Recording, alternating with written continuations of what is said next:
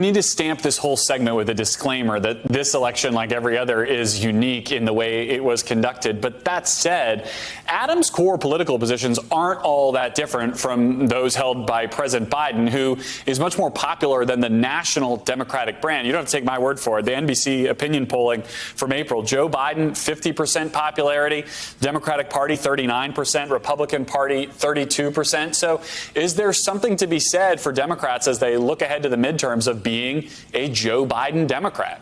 Well, in the comparison to Biden, I think you can draw a parallel in some ways between this New York City race and the dynamics that we saw just play out here and what we saw in Biden's Democratic primary race back in 2020.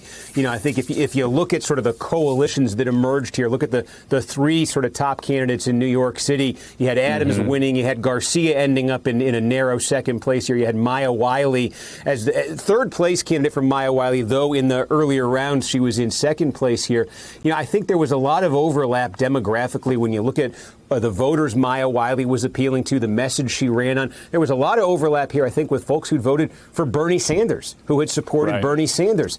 I think there was a lot of overlap. You looked at the support in the Democratic primaries in 2020. You look at demographically where Elizabeth Warren's support was coming from. For instance, you know, college educated, often higher income, sometimes a little bit more female than male. I think there was a lot of overlap there with Catherine Garcia's appeal. And then you had Eric Adams, in the core of the Eric Adams vote here was a middle class, working class, poor, outer borough. You know, very big numbers outside of Manhattan, very big numbers in working class areas, extremely strong support from African-American voters, not just African-American voters, though. That was the coalition, I think, that powered him. And I think you could see some parallels there between that and what got Joe Biden through in 2020 in the Democratic primaries.